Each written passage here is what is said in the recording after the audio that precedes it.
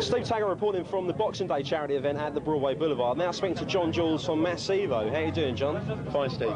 Good. Yeah. Good. You're looking sharp tonight, I must say. Oh, it's leaves dry cleaning, actually. I don't know, I've just been to work, you know, like the other side of work, the DJ side of And you're down here now to enjoy the moe? Yeah, enjoy myself, basically. So how's your year been?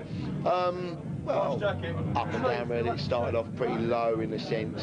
Didn't really know what to do, obviously, after the success of Loving You last year, and like the follow-up single didn't do anything at all. Kingdom of Love, that was. That's right, yeah, which we thought was a really good track, and everyone else thought it was horrible, basically. So it was a case of having to get my head together. I went out to Australia with Chad Jackson, do some DJing out there. Ended up spending most of my time sitting on the beach in a warm, well, hot heat, basically. And started writing a few songs. So we've recorded a couple of those already. One of them's out again in February. That's Take My Hand. Take My Hand, which features a young man standing over there somewhere who Jon Matthews. Yeah, another DJ clown. Another DJ, well. yeah. Strange, I must say. From my personal point of view, I thought the Take My Hand single was an excellent single as well. Oh, when I heard it, and I was quite surprised to hear that. Really, it's not one of your typical DJ records. It's not another house track. It's a very soul. Yeah, it's basically we've made some sort of house rave things under different names, under pseudonyms and stuff. And we decided that, like, you know, with the way the market was going at the moment, it was like nice to be able to stick to what you really believe in as far as music goes. In other words, just to make specific soul type records. Like, for example, we've written another track on, just finished with the it's called A Better Place, which is a ballad, which has got loads of feeling. It was like written basically by Steve, John, and myself when we were like feeling pretty low, and like, you know, you're sitting there in the studio thinking, God, I can't afford to pay the mortgage or whatever. Yeah. And like it was like real meaningful lyrics, all that sort of stuff, you know. Like the rave scene is great, obviously, for a laugh, but like, I can't really see any like long term to it. Yeah, and you obviously from Loving You and from Kingdom of Love as well, which was another soul track, and also Take My Hand. You obviously in your own musical taste, you're obviously an old soul boy. Oh yeah, typical old soul boy. In fact, I've seen a few people in here tonight that I haven't seen for like 5, 6, even 7 years. Hi Sarah. So, you know, and it's like nice to see them like getting old gracefully, if you like we all are, but still enjoying the scene. And this is just like a natural progression, I suppose, you know, from what like the electro scene years ago. I suppose everybody got early 80s, but like at the end of the day, I reckon 80% of these people in here tonight go home and like they listen to music. It's either like soul that they grew up on, or jazz, or even rock or whatever.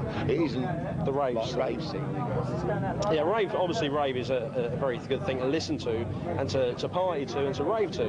But whether it's a thing to go home and listen to is a different matter.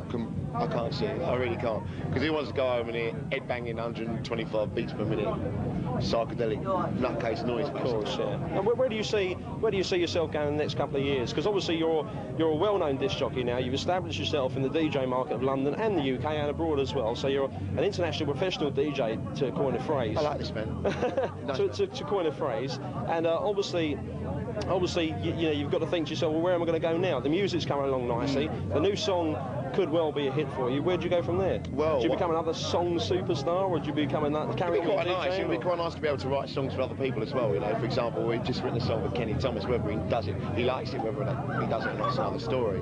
But it'd be nice to actually be known as a songwriter, musician, disc jockey, an all-round music person. An all-round music person, yeah. So the next couple of years, where are you going? Next couple of years, I'd like one day to walk into, like, I don't know, to pick up an Ivor Novello award or something like that, just for writing songs, just basically just to be relatively successful. Yeah, which you are obviously already. I want the money, you know, give me the money, lovely. You also have a record stop, which is quite well known in London, R&D Records. That's right, yeah. And also very successful as well. It's been going for 27 years. I've worked there for 3 years before I actually bought it, and I've been there for like 7 years now. Yeah. It's always been a part of my life as far as record shops, because as a 14-year-old I worked in one in, do you remember Kilburn Stud Records? Yeah, I do, yeah. Worked in Stud Records. Sure, a lot of the... Yeah, on a Saturday.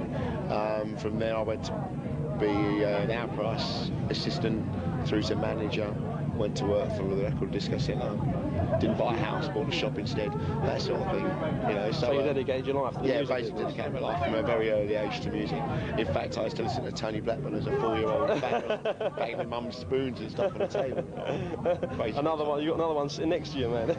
Well, yeah, absolutely. So I mean, the radio side of things, I understand you're involved in that at one stage. Yeah, done a few Pirates, done Time and the other big London one, Girls, and also done one in Luton Jive, which we've just applied and successfully got a licence for, which hopefully will be coming on here around about March, April. And there I shall also be a presenter on the radio. So that's going to keep loads of strings to me bow. What I'd like to do in '92, I suppose, is like try and work on doing one thing well instead of doing 10 things relatively well, if that makes any sense. Rather than having the fingers in all pies, having one finger in one big pie and making that. And hopefully that'll be in the songwriting recording. And that's where you want to go next. That's what I want to do.